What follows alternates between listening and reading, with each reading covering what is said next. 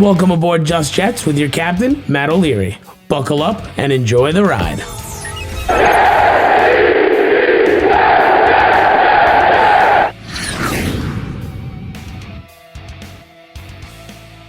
Hello and welcome to episode number 4 of Just Jets. What's going on? I am Matt O'Leary here with you, hanging out whether you're watching on YouTube or wherever you get your podcast. I genuinely appreciate it. Please, wherever you are consuming this, make sure to subscribe, give a rating, leave a comment, review, whatever it is that you want to do.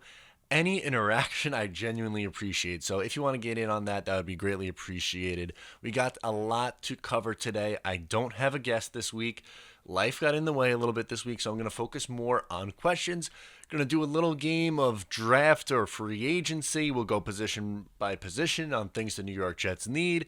And of course, we're going to start with the news a little bit. So starting off this week, I'm ready to roll. I'm ready to get right into it. Again, wherever you're watching, please make sure to subscribe. Really appreciate all the love and support that the first 3 episodes have gotten. You can follow me on social media. You know the drill at this point, and I genuinely appreciate, like I said, all the love and support. So first topic I want to get into is Robby Anderson, because we found out this week that Robby Anderson's value might not be as high as what we originally thought. So Robby seemed to want between 13 and $15 million. Now, for someone that has never went over 1,000 yards, that might seem like a lot of money. But you have to consider, in 2017, when he went over 900 yards, he did it with Josh McCown hurt for 3 games. Bryce Petty played quarterback for 3 games that year. If Josh McCown stays healthy, he goes over 1,000 yards. Then, in 2018, Sam Darnold gets hurt. Josh McCown, who is no longer effective at this point, is forced to play 3 games. That hurts his production. This past year, in 2019, Sam Darnold misses 3 games with mono. Luke Falk is playing quarterback. His production obviously dipped in those games as well. I think if his starting quarterback stays healthy, he is pushing over 1,000 yards in probably 2 of the 3 last years and over 800 in, I would say, every single one of those years. I think that's pretty fair to say. His skill set is unique in this league. One, he is one of the best deep threats. He is young still as a deep threat. Deshaun Jackson, someone who comes to mind as a deep threat. Tyreek Hill, obviously, is another one on the younger side, though. He also can stay healthy. Looking at you, Will Fuller, one of the better deep threats who just can't stay on the field. Robby Anderson, you know you're going to get 16 games at him for the most part, or 14, 15, 16 games. You could sign up for that right now. You know that he could run past just about any single cornerback on the field, and you also know that this is someone who's developed his route tree and can also go over the middle of the field and run it down and come back as good as anyone in this league. So he is someone who, maybe he's not your prototypical number 1 wide receiver. That's fine. But for continuity purposes, I would be okay with paying him $13 million a year if that's what it took. That's not what he might get, though. People are saying, well-respected people in the NFL are saying that his market might only be between $10 and $12 million because of how good this draft class of wide receivers is. And it makes a ton of sense. When you look at teams in the first round, there could be at least 5 receivers taken in the first round. Let's go through it. I'm going to go through teams who could be potentially looking for wide receivers in the first round of this year's draft. You got teams like Arizona, potentially could be looking for one. The Jets at 11, even though I'd be pretty surprised if they did. You can consider them. Vegas, maybe Indianapolis if they don't go quarterback. You could sell me on Denver potentially going with a wide receiver. You can sell me on the Eagles, the Bills, the Saints. I don't think the Patriots will. Is there really anyone else who I could see going wide receiver in round 1? No, but I just listed off, 8 options potentially. I don't think a wide receiver goes at each one of those spots, but I think you're seeing at least 5 receivers go in this first round. You know the top 2, Jerry Jeudy, CeeDee Lamb, Henry Ruggs is right there. Then you got some guys like Laviska Shenault, T. Higgins, Mims is rising up the board. You have a lot of guys who could potentially go in round 1. And even beyond that, in round 2, you have a lot of talented players at this position who, maybe if they're in any other draft, they would have round 1 grades as well. So teams might be looking to address wide receiver in the first 2 rounds of the draft rather than overpaying for a guy like Robby Anderson, who is probably going to be the best wide receiver to hit the market. I think that they find a way in Dallas to bring Amari Cooper back. I don't see him as a realistic option. Then you have other guys like Devin Funchess, and there's not a whole lot of other big names out there. AJ Green's probably going to get franchise tagged. Again, Perriman maybe is the next biggest name out there. There's not a ton hitting the market because in most cases teams like to keep their wide receivers around. You don't usually let guys hit the free agent market, but if Anderson gets to that point and all signs are indicating that he is going to get to free agency, maybe it won't get 13, 14, 15 million. Maybe teams are only going to be in that 10 to 12 million dollar range. And if that's the case, then yeah, the New York Jets should be all over that. I think they should be over it at 13, but if you can get him between 10 and 12, that's insane value because like I said, he is a unique skill set in the sense that he can run past any corner. His route tree has gotten better. I don't think he's been utilized to his fullest potential. There has been times where he's been open down the field and Sam just did not have time to get him the ball. I think if you put a strong offensive line on this New York Jets team next year and Sam Darnold plays 16 games, there's a real chance he could be a 900-plus yard receiver and push 7-plus touchdowns. That's not crazy. We've seen him do that in the past with Josh McCown and John Morton as his signal caller. I'm fairly certain that offensive guru, I'm using that term loosely because I don't believe in that. I don't think Adam Gase is one. I don't think Dowell Loggins is one. But even despite that, if Sam Darnold takes a year 3 leap, if the offensive line's better, if Darnold plays 16 games, if they could establish some kind of a run game with Le'Veon Bell, yeah, I think you could pencil Robby Anderson in for over 900 yards. I would be pretty certain of that. And to me, that is worth the 10 to 12 million dollars, especially what he can provide on the field. So I would do it. And I'm happy about that because I don't want to see the Jets lose Robby. He has a nice chemistry with Sam Darnold. And to me, it just makes sense in order to retain the players that you develop. He was an undrafted free agent in 2016. He flashed in the preseason that year, didn't do much during the regular season. That was when Anunwa really went off that year, and Brandon Marshall was pretty much cooked in 2016.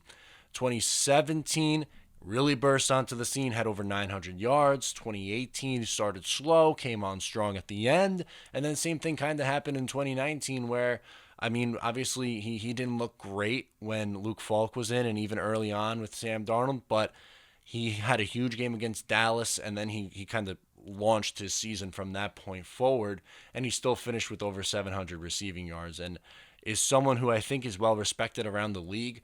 He always seems to draw double coverage against the New England Patriots, and they put their best corner, Gilmore, on him. They like to shadow him, and they like to take him out of games. So if that shows you how much New England thinks about him, the rest of the league, I mean, they really like this guy. How many times have the Eagles tried to trade for him? The Raiders tried to trade for him. Bring him back. Keep Robby Anderson around. I think that's the smart move. The next news story I want to talk about is the New York Jets having interest in trading for Trent Williams. So I did a video yesterday on the idea, and I think that it could potentially work out. It all depends on what you're giving up. I know that there were rumors that supposedly they got a first-round offer last year for him, and they declined it. They've even denied it, the Washington Redskins have, but I would not give up pick 11 for Trent Williams, that is for sure. I would not give up a second-round pick either for Trent Williams, a 32-year-old who is one of the premier left tackles in the game, but sat out the entire season because of, well, frankly, just some drama issues in Washington. Things did not go great over there with the Redskins, and I can't really sit here and complain too much because, well, it's not necessarily all his fault that he didn't play. It just comes with a little bit of risk. It's a little bit on the riskier side when you have someone who hasn't played. And I know Le'Veon Bell, the guy whose jersey I'm wearing right now, didn't play in 2018, and then the Jets sign him, and they play him in 2019. He has a down year. Maybe it's recency bias with that, although two completely different positions and different scenarios here. But with Williams, I don't want to give up a ton of value because if you're giving up a first or a second round pick, then you're losing out on potentially a wide receiver in round 2, one of the top 4 offensive tackles in this draft at 11th overall. To me, if you told me right now that the plan could be you give up one of your third round picks for Trent Williams, then you take, I don't know, let's see who's available. Maybe we'll say Mekhi Becton for argument's sake, and then you sign Joe Thuney. If that's your offseason on the offensive line, I'm pretty satisfied with that. I think you're in pretty solid shape.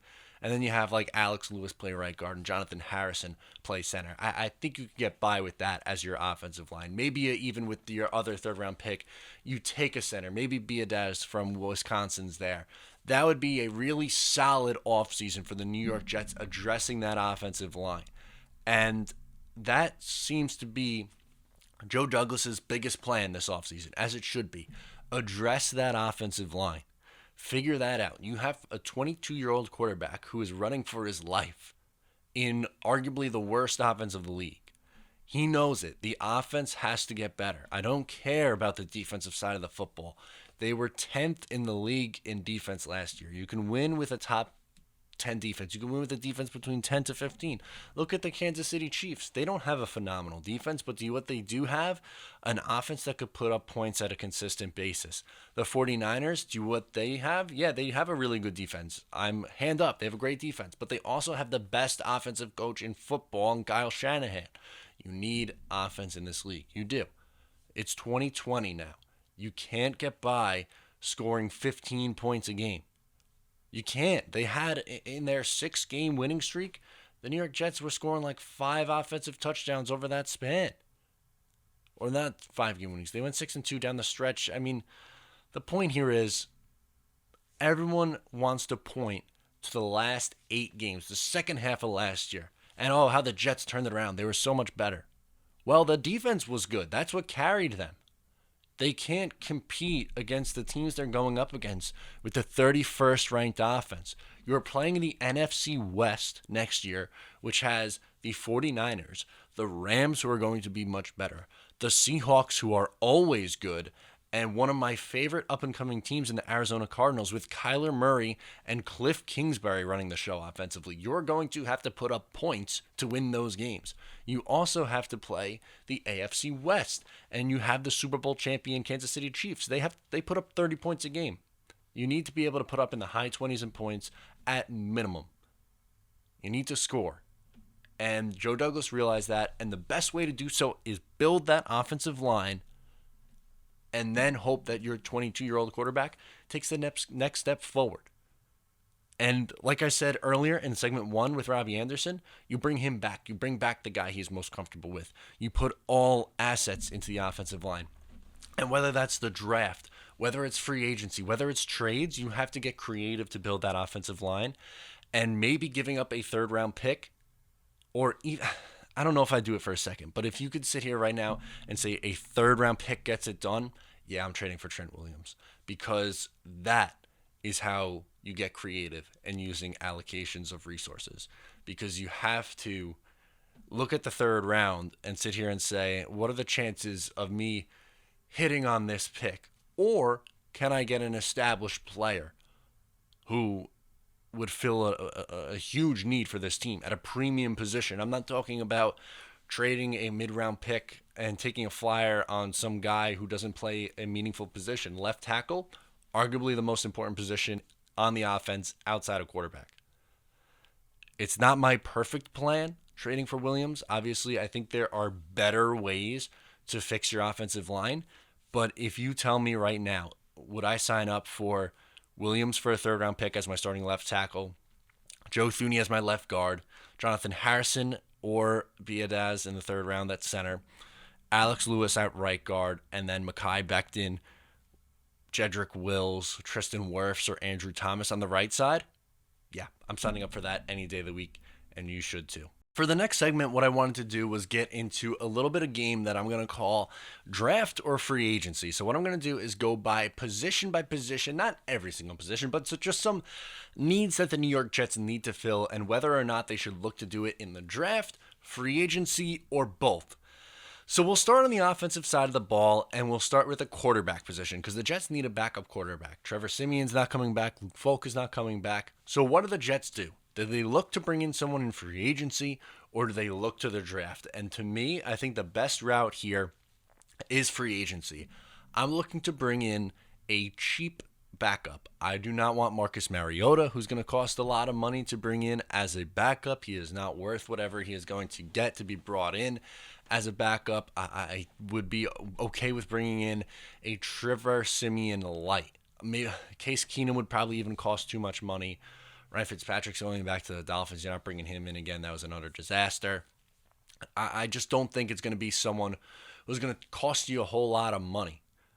I don't think it would be worthwhile in order to do that. Maybe if Joe Flacco cuts loose and you're going to bring him in on pennies on the dollar, maybe you do that.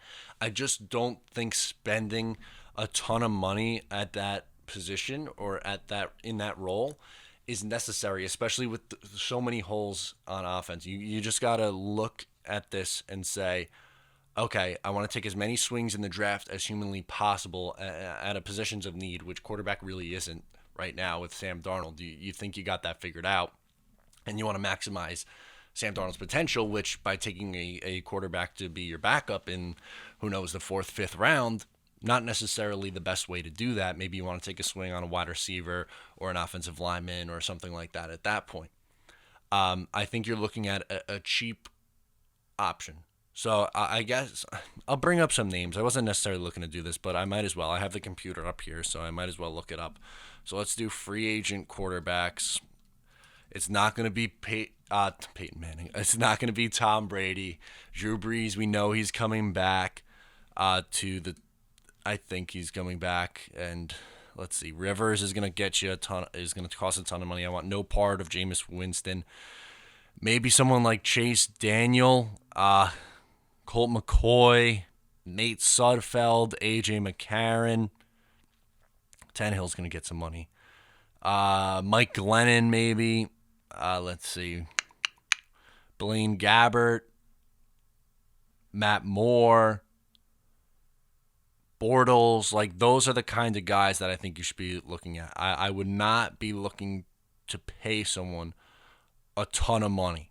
I think you can get one of those guys that I just mentioned for like, I don't know, probably $2 million or less, and I'm all here for that. I think that's completely fine. That's what you want to be looking at. Next position that I'm going to look at is running back number 2. Obviously, Le'Veon Bell is going to be the number 1 running back. I don't see a scenario in which he's traded. You could do a couple things. Bilal Powell, the ageless wonder, you could bring him back. I wouldn't be opposed to that idea. I just don't know how healthy he's going to be at this point, and if you could rely on him at 30 years old. Ty Montgomery, I like his game. He just wasn't utilized at all. I don't think Adam Gase is going to utilize him. You could look at some. Well, I'll bring up free agent running backs. I don't think that's going to be my answer, though. I don't want to pay someone like Melvin Gordon's going to get a lot of money. Obviously, Frank Gore at 37. I don't want to pay Frank Gore at 37 to come in here. Marshawn Lynch is 1,000,000 years old. Sproles is 1,000,000 years old. Kenyon Drake's going to get paid. Spencer Ware. Like, these aren't really all that enticing names for RB2. I think I'd be looking at the draft, and the guy that I like is Cam Akers. I would think about him in the 3rd or 4th round. I think that's pretty good value there. I'm looking at a running back in like the 3rd or 4th or 5th round, somewhere in that range to fill RB2. I'm a big proponent of taking a running back in the mid rounds and getting production there. It tends to work out a lot. Not necessarily with the Jets, but we have seen it in the past where running backs who go on day 2 or day 3 have a ton of success in the NFL. You don't necessarily have to take a running back in the 1st round in order to hit on one of those guys. I think you could find someone in round 3 who could be serviceable behind Le'Veon Bell for a year. Maybe if you decide to keep Le'Veon Bell beyond in 2020, then he's still serving as RB2. But if you move on from Bell after year 2, then maybe your running back you take in round 3 this year is ready to take over. I think that's ultimately the best way to do it. Next position of need, wide receiver. And this is going to be a cop-out answer. I'm going to say both because my plan would be this. I want to bring back Robby Anderson. So that's already one right there. That's free agency. And then also in round 2, I think it's important to address wide receiver because I'm sorry you can't rely on Quincy Enunwa. I think you're going to be forced to cut Quincy Enunwa and save his cap number. I think it would save you it might cost $6 million and save you $2 million. no matter what, I think ultimately you have to move on from Enunwa, which hurts me to say this because I like the guy. I think he's a good player. He just can't stay on the field. So I'm looking at maybe if Mims is available in the second round, then you bring back Robby, and your receiving core is Robby, Mims, Crowder, and who's the guy they just brought in from the Redskins? I don't know. I'm blanking on his name, but that doesn't matter right now. Or you could bring back Demaryius Thomas, who's going to cost you absolutely. Josh Doxson. Thank you. My brain is a little bit delayed. Sometimes it takes me a second, but Josh Doxson could be your fourth wide receiver, and I think that's a pretty nice group at the wide receiver position. Yeah, there's no definite star, but that's okay. You can get by with a receiving core of just solid receivers. Like Anderson, solid. Crowder, solid.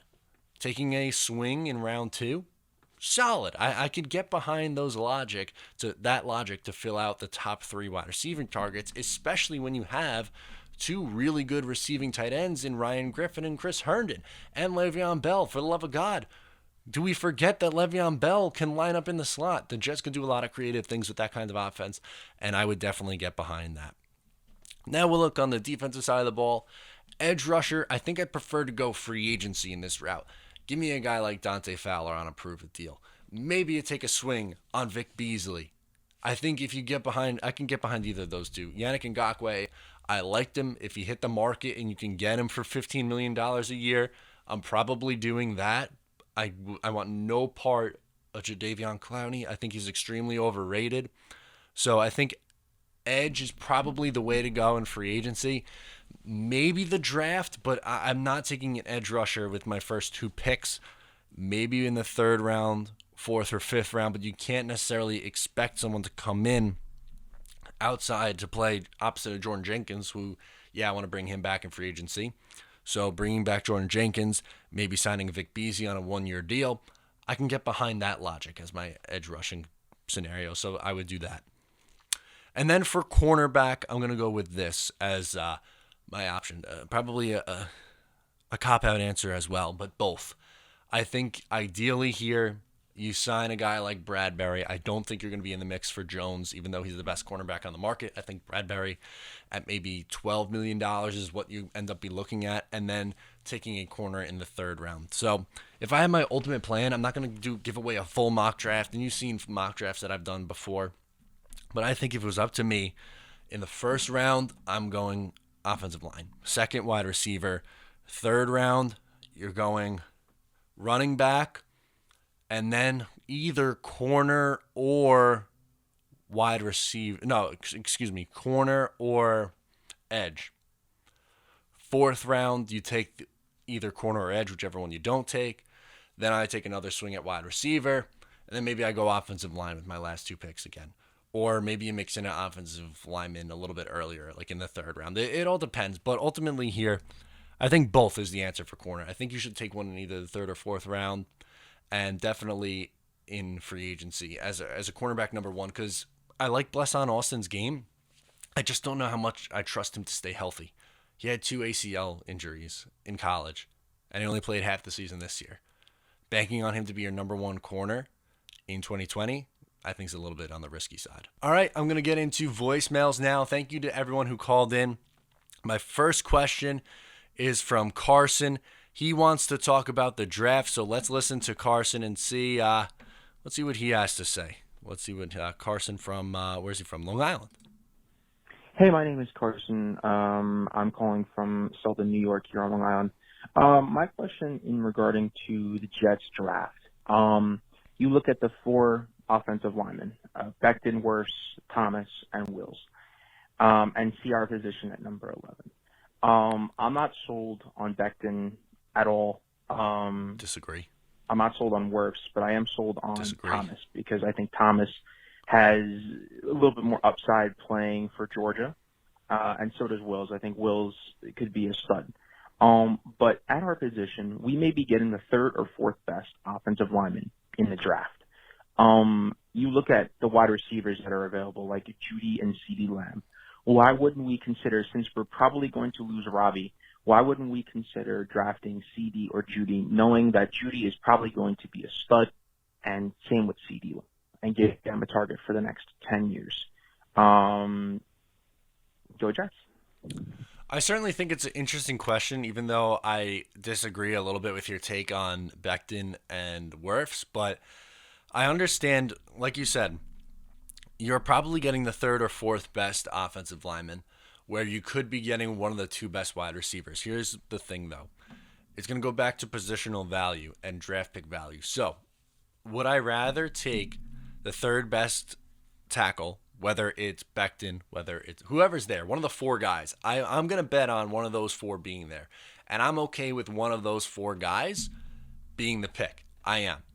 And I would prefer one of those four guys over Judy or over CeeDee Lamb because I think you can get a productive wide receiver in round 2. I don't think the same way for the offensive line because, like I said earlier in this episode, you probably have 5 wide receivers who are going in the first round, and I think you have about 8 to 10 wide receivers who are going to go in the first 2 rounds combined, and there's a pretty good chance that you're going to get a productive player in one of those first 2 rounds.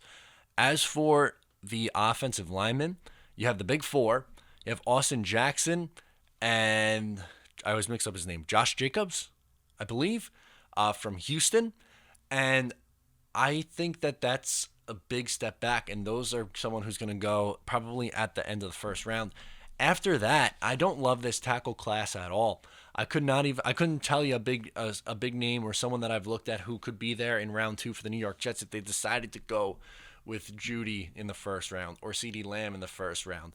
I just think you're getting better value by going with one of those 4 tackles, even if it's in your mind the worst one in Mekhi Becton, than going with one of those 2 receivers because you can get a productive receiver in round 2 where I don't think you're going to be able to find a productive offensive tackle in round 2.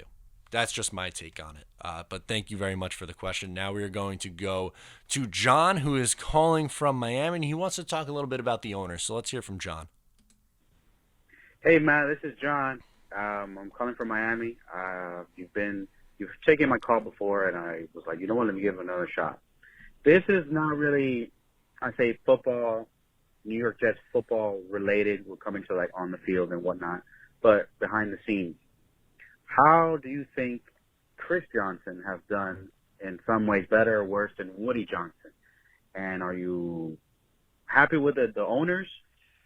Because I would really like I can't remember his name, but he is a motivational speaker. He part owns Lyft, Uber. Oh, Gary He's V. the one who wants to buy the Jets so bad.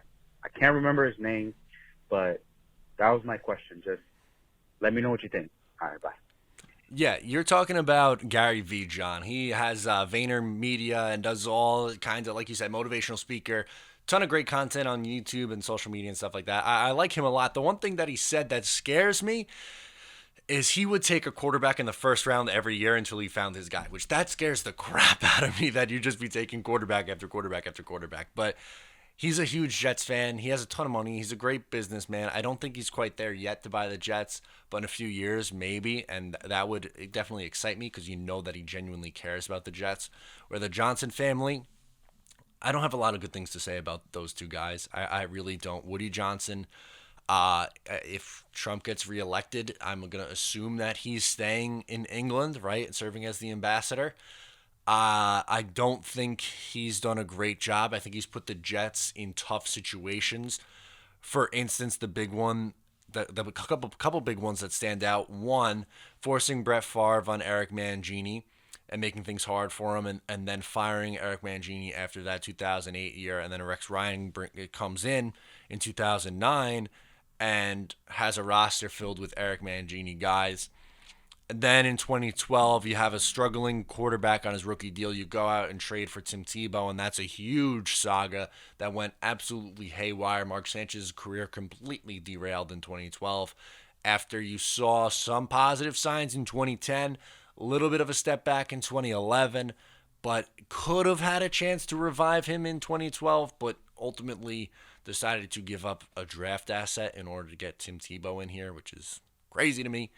And then Christopher Johnson, he's the guy who hired Adam Gase. It's as simple as that. He hired Adam Gase. Adam Gase is his guy, and I don't think Adam Gase is a good football coach. So I don't trust Christopher Johnson's opinions. I think the only thing he did well was on the sideline when he stood in unison with his players in 2017, I believe that was.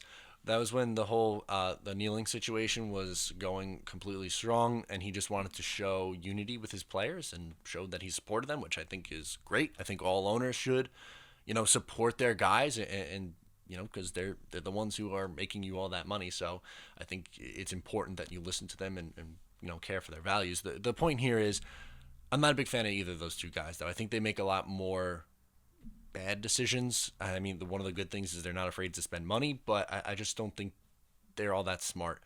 And their power structure is really what gets me. So if you're not aware, I think most people are, but if you're not aware, the head coach reports to the owner, the general manager reports to the owner. It's not like it's like a triangle. It's a triangle. We don't like that.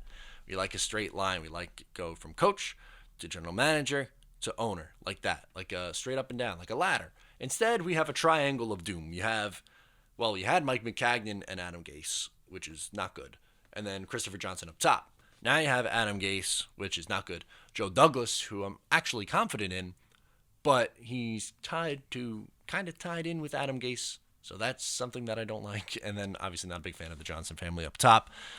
I think most of the problems stem from the top. That's why bad organizations are usually bad. It's because of ownership. So I can't really say that I'm a big fan of either of those guys. I'm sorry.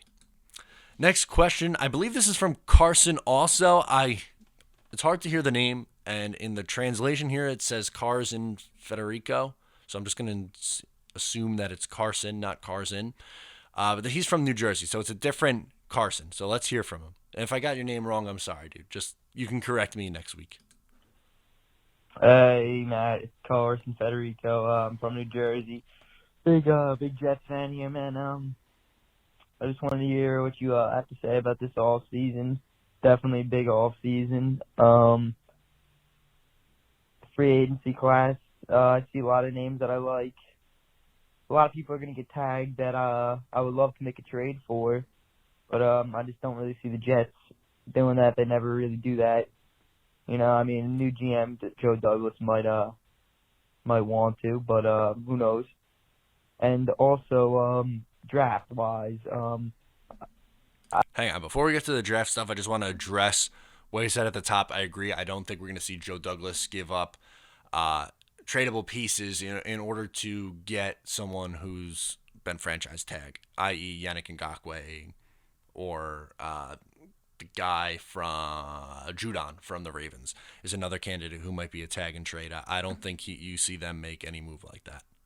I love the two receivers in Judy and CeeDee Lamb. Ruggs is okay, but I wouldn't take him at 11. But agree with I love both of them. I wouldn't mind taking one of them if they're there at 11. But I feel like if the top 4 O-linemen are gone before 11, I feel like one of those O-linemen aren't really worth taking at 11. So I would definitely take the receiver. I wanted to know what you think about that. But if the top 4 O-linemen are there, out of those tackles, I think you got to take one of them because knowing the Jets, we probably won't sign, those big free agent offensive linemen, and there's not really that much anymore because people are going to get tagged. But I just wanted to know what you think about plan that this offseason is going to be. I'm watching your video right now about the offseason acquisitions. Love your content, though. Go Jets, man. Keep going. Keep grinding. I love what you're doing. Absolutely. Thank you so much for the kind words there at the end. There's a lot to break down here from Carson, but for me, I agree that if one of the 4 guys, no matter who it is, one of the 4 tackles, I'll repeat him again, Jedrick Wills from Alabama, I think is the best one. Then I'm probably going with Tristan Wirfs, who is from Iowa, I think. I'd probably list him as a second. Then I think Andrew Thomas from Georgia is right there as my 3rd tackle. Then Mekhi Becton from Louisville, I think I'd put as the 4th. But either one of those 4, I am perfectly okay with selecting at 11. Now, if each one of those 4 are off the board, I am looking to trade out of that pick. I am then looking to move back, acquire more draft capital. Maybe at that point, let's say you move back to, I don't know, the mid-teens, let's say. or early 20s. Maybe someone let's say Jordan Love is falling. Maybe someone falls in love with him, or Herbert is inexplicably falling for whatever reason, or however free agency goes. Maybe the Chargers don't need a quarterback. This could break a whole bunch of different ways. Things are going to move around. So maybe Joe Douglas looks to trade back, and then if you trade back and Ruggs is available at 20, maybe you take him there. I don't think it's a terrible idea. I'm a big fan of Jerry Jeudy and CeeDee Lamb. I just don't think that I would take, if you sell me this scenario that all 4 tackles are gone, it'd be hard for me to sit here and say that I wouldn't take one of those guys. If I was making the decision and Jerry Jeudy was on the board, I'd probably take him. I just don't think Joe Douglas is going to do that. I think all signs point to Joe Douglas going offensive line or trading back and acquiring more picks. I don't think he would go wide receiver in round 1, just based off everything I've heard and just how I think he wants to build this roster. I think he really wants to focus heavy on that offensive line, so I would be very surprised if that was the pick. This next one is Cody. He's calling in from California, and he wants to talk a little bit about Trent Williams. Hey, Matt, this is Cody from Stockton, California. I just had a question about the left tackle position. Would you prefer to trade for Trent Williams, who I would believe might be a little pricey because we would have to extend his contract, or keep Kelvin Beachum, or draft a left tackle? Huge fan of the show. Please, I hope you'll answer that question. Have a great day. Appreciate the question, my man. Thank you for calling in and for listening from long distance. It's awesome to get these calls in from Florida, from all around the world and the country, really, I guess, really all around the country, more so the world. But I'm sure there's people outside the country watching this, which is just so cool to me. We're just, hanging out, talking Jets. That's all I'm doing here. There's nothing special going on. We're not reinventing the wheel. But to answer Cody's question, I think I would prefer instead of giving up a draft pick for Trent Williams, I would bring back Kelvin Beachum and then draft somebody at 11. So maybe you bring back Beachum on a 1-year deal. He's your left tackle in 2020. I've been using Mekhi Becton as the example because I think he's going to be there at 11. I'm not so sure about the other 3. Let's say Mekhi Becton at 11. He plays on the right side. And then maybe you have Thuney or Glasnow as your guard, Alex Lewis as the other guard, and then your center is either Jonathan Harrison or a 3rd-round pick.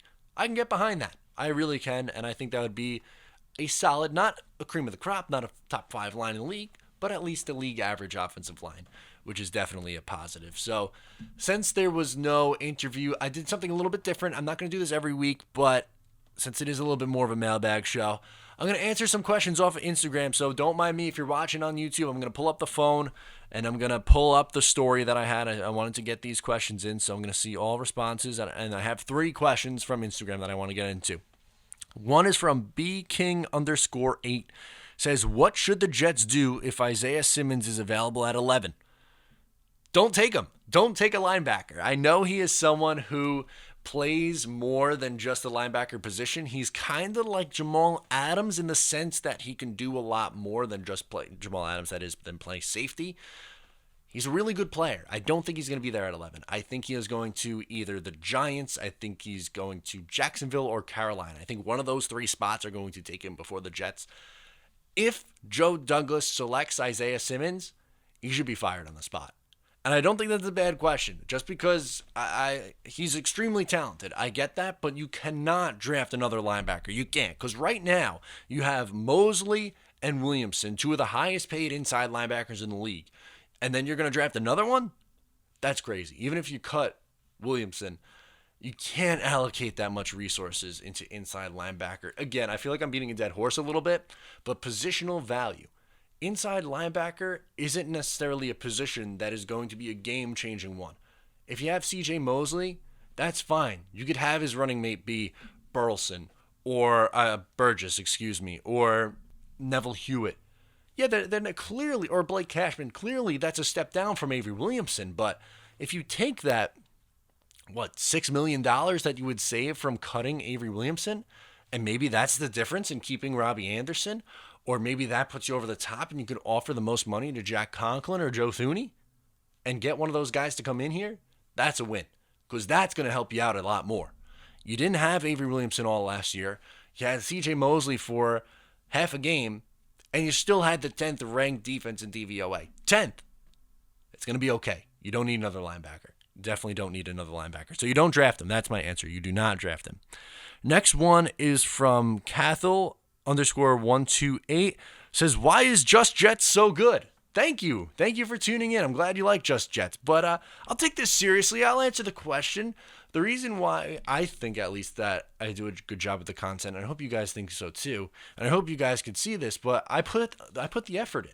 I put a lot of effort into doing this. I do my research. I think I know a decent amount, and I'm not saying I know more than anyone else. That's not what I'm doing here. I just love talking about the Jets, and I thought if I can make videos, why not? And if people are going to watch them, why not? I don't care. There's been times, I've been doing this for years, not necessarily just Jets or not necessarily this YouTube channel just talking about the Jets, but I've been creating content in various forms for consistently the last 5 years. And there were times early on when I was talking to essentially nobody audience-wise, and I was fine with it. It's just, that's what I want to do.